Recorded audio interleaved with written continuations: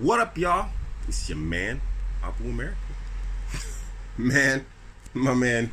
I got this dude I'm talking to in the U.S. Trying to help him out with his family situation. I just got like another case, kind of strange, passively, I guess, out of Far East Asia, and I'm picking up a consistent theme here.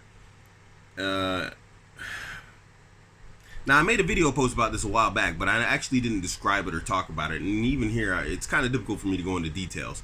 But let me just say like this. For you guys who've been in a relationship for a long time, you've become red pill aware. Or even guys who aren't red pill aware, but you realize there's something wrong in your relationship and you're trying to get it fixed.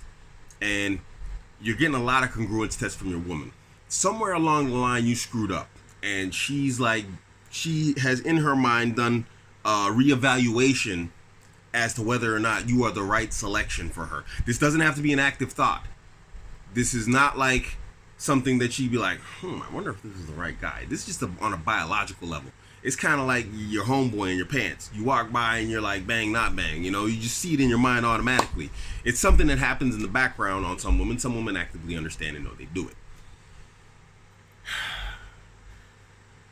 When you're fixing these situations, one of the biggest issues is that, first and foremost, you lost the frame. That's almost universally the problem. I've dealt with I think 5 or 6 cases total right now. Had 100% hit rate so far on getting the couples back together. One couple actually broke up, but that was the guy's decision. I'm talking to a brother in the U.S. right now. He lost the frame for quite some time. I say quite some time, 3 years. That's like forever. That's like forever donkey years in a relationship.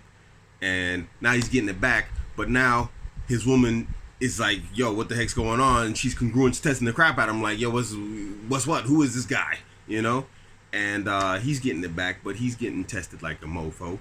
And then this other guy, he's getting tested. But frame, what I'm detecting here in almost all of these cases is the man losing the frame.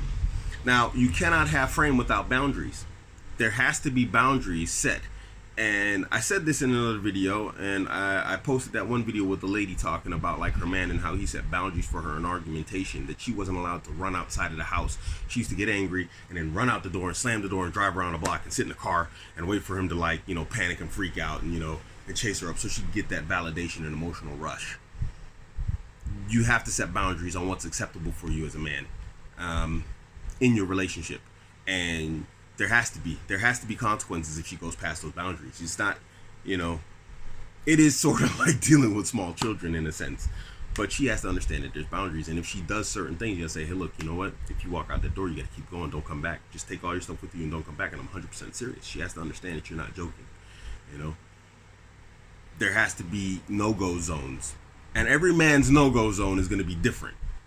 Based upon what you're willing to tolerate, or based upon your culture, religion, how you were raised, what your ideologies are. All that's going to affect everything, just sort of going off on a slight tangent here, because me being red pill aware and game aware as a Muslim, my limits and my boundaries, the foundation of those are Islam, because that supersedes everything that I've learned from red pill and game. There's just certain things, I can't go out and the PUA say, go out and slay poon. I could go out and get laid. I really could. I'm a black man in Germany, but I can't do it because Islamically we can't go out and just have sex outside of a marriage, And so this has a knockoff cascading effect on the way that I deal with women in general, in the relationship, outside of a relationship.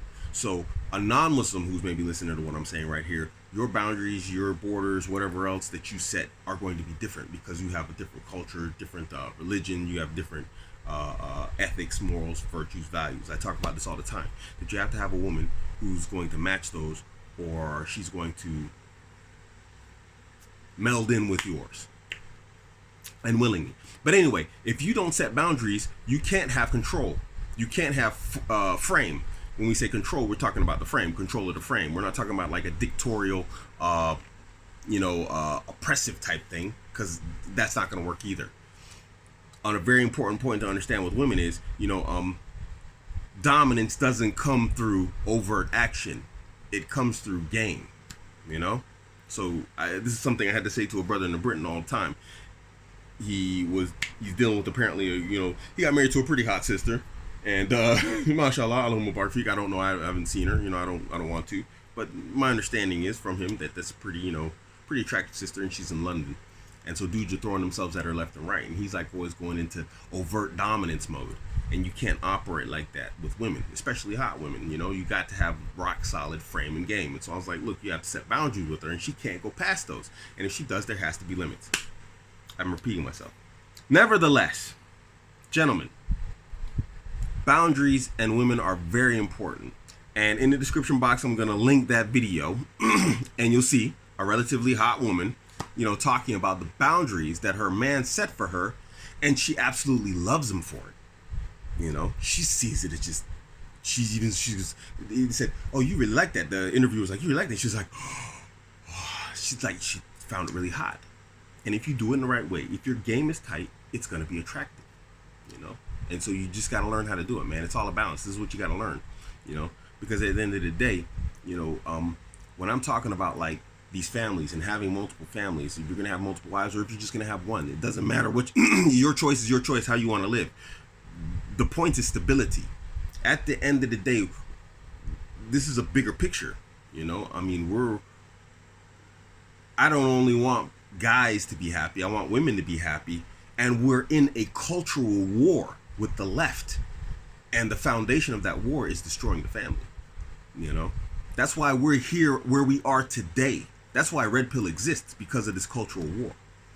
And if we're not willing to try and put this work in and make these things happen, well then enjoy the decline. Anyway, this is your man Abuamerican. Catch me on Instagram, Twitter, Facebook, especially on Twitter nowadays. Don't forget to hit like and subscribe. I'm out.